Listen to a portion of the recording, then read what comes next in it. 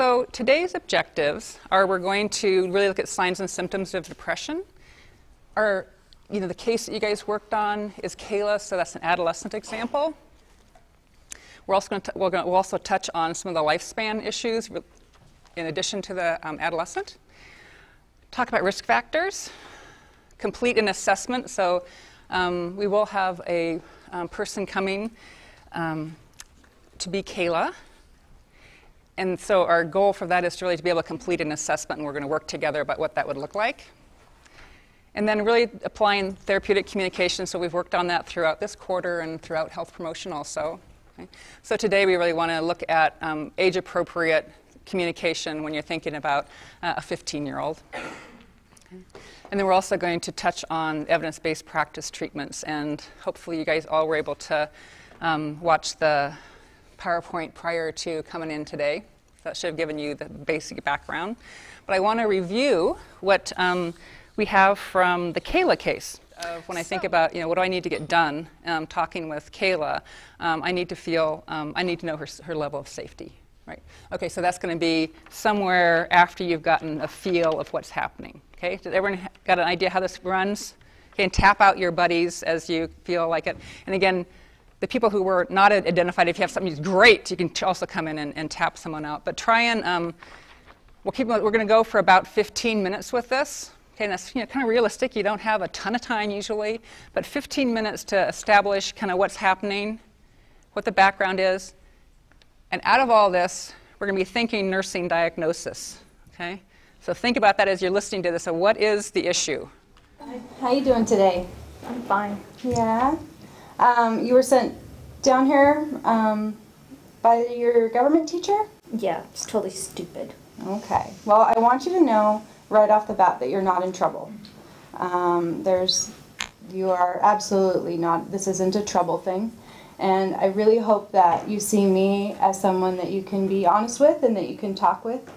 I know that we've had a couple conversations in the past, and I would really like to see what's going on. Okay, but I don't know. That stuff is private, and I don't know why the teachers can take my phone and look at what I texted. Okay. Speaking of privacy, I want you to know that you are free to tell me anything, to talk to me about anything that you like. There are a couple of things that I have to reveal to you that I do need to talk about with other people, and that is harm to yourself or others and abuse. But other than that, I want you to talk to me and feel like you can be open with me. You won't tell my parents? Not unless you're talking about harming someone else or yourself, or if there's abuse going on. Okay. Fine. Whatever. I have class soon. Okay. So you just started high school. I just wanted to talk to you about how that's going a little bit. How have things been at home? How is your relationship with your parents? But how do you prepare people who are going to do a role play for you? So so in this case, the choice for the class was to have someone come in from outside, and sometimes it's a community member, and sometimes it's another faculty member. And this person was a faculty member, but not known to the students because she's not been with this group. So I think for me, it helps them to be, what's the word? Scruffy teenager. Yeah, well, yeah. So Scruffy, right, trying to really put it in, make it real. Whatever, what the right word for that is. So make it real first. So having her come, and then she does have teenagers herself. So then she's coming in as a sort of a angry and depressed and kind of disgruntled teenager.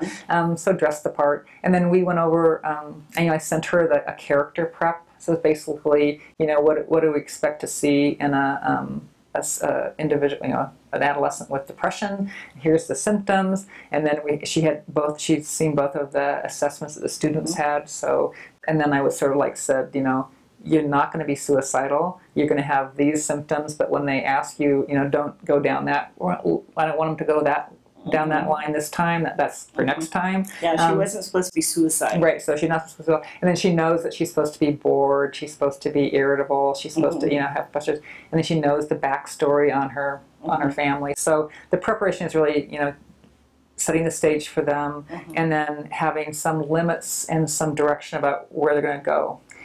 Because students will ask who knows what. I mean, that's like I can't script it because I don't know what the students are exactly going to ask. So and then having the actor at least just kind of know the parameters of what they're playing, and then that generally works out quite well.